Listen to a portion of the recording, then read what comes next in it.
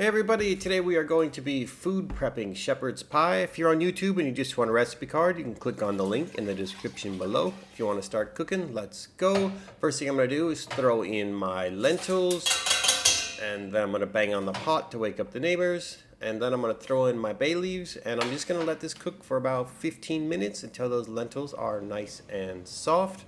And in the meantime, I'm going to cut up my garlic. I got about 8 cloves here. You could throw in whatever you like, double or half, whatever. Just throw in tons of garlic and chop it up, mince it real well.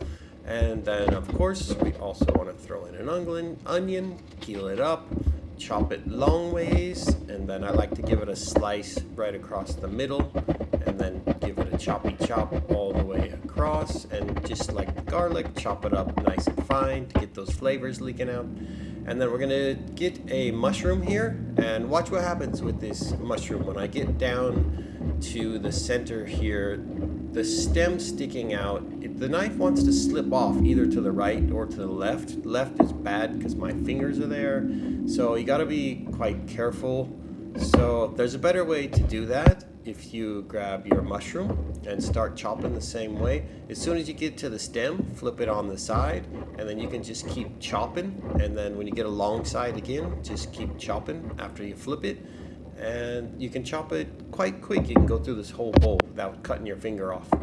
And then now that I got those chopped up, I like to go ahead and chop these up real fine, but just about a third of them, not all of them, and it just gives a bit of consistency for the pie.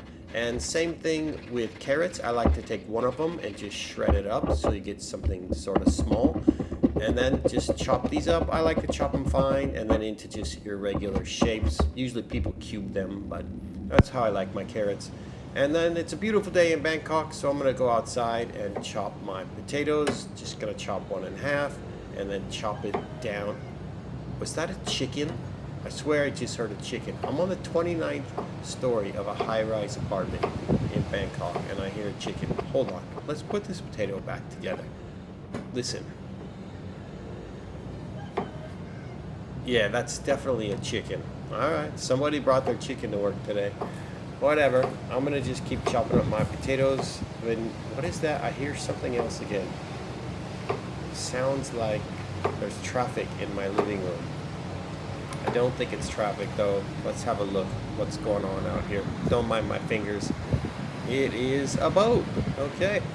In Bangkok, if you've never been here, the canal boats are a great way to get around town because there's no traffic. That's where the chicken lives.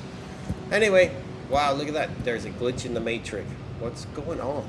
Anyway, let's get these potatoes chopped up. They're not going to cut themselves. Okay, those are chopped up, and now I'm going to boil these potatoes for about another 15 minutes until they are nice and soft so I can mash them.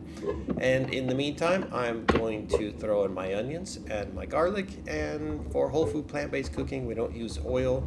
I just spread them out on the pan, let them get nice and hot, and if you listen, you'll hear that they do start sizzling right there. That was after a couple of minutes. And then just sort of move them around and look for a nice brown spot like that, and then just throw some water on it, and that just kind of liquefies the brown that was sticking to the pan, and it cooks back into the onion, and you get that nice brown caramelized onion. And you just do it without oil, and you don't have to put all that fat and oil in your recipes, which makes it much healthier and lower calorie.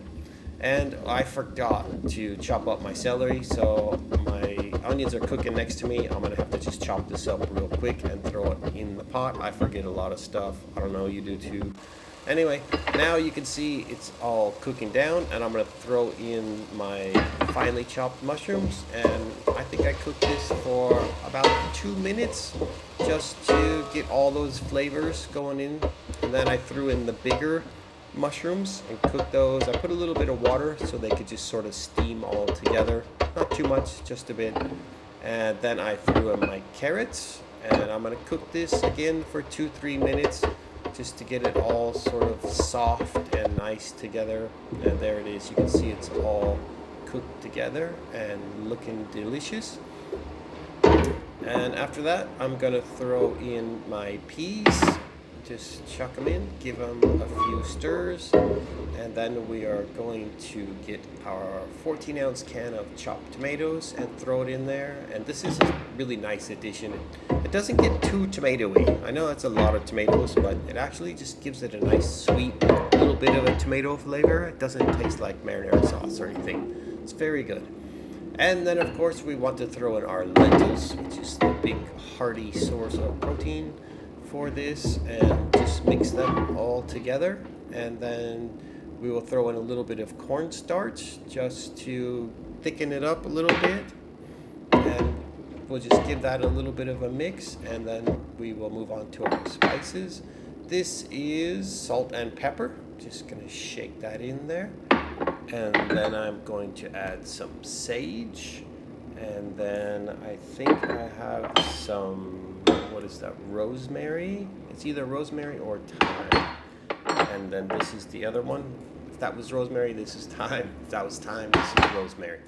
And then I'm just going to mix this all together and get my spices all nice incorporated. And then I'm going to add a little bit of balsamic vinegar. It's not a lot, but it really does add a good bit of flavor. And then I'm gonna put some soy sauce, and oh, I called it audible there. It looked like I had way too much, and I think I did. So the original recipe that is on the recipe card on the website has the right amount of soy sauce. That was too much. And then I'm just going to put some water in here, and I'm gonna let this cook for about 10 minutes. And in the meantime, I am going to get my boiled potatoes, and I am going to start mashing. But first I'm going to throw in some oat milk and soften it up a little bit. I probably could have used a bit more, but it was still good. And this spoon's not the best, but at least it's got some slots in it, so I just used it. And I mashed and mashed and mashed. I hope you have better tools than me. You won't have to mash quite as long. But in the end, I got what I wanted. Potatoes ready to go. I'm going to throw a little salt, and then I'm going to throw a little bit of pepper, and then I'm going to put a little bit of nutritional yeast in there, and I'm just going to mix it all together, and I'm going to get ready to assemble my pies.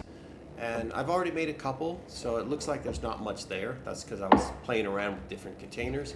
And the container I'm using here is a tinfoil container because I have a toaster oven at work and I can actually throw this in the oven. If you're going to microwave these, then just put it in a plastic or a glass container. You don't have to bake them. They're perfectly fine, just like this. Everything is cooked.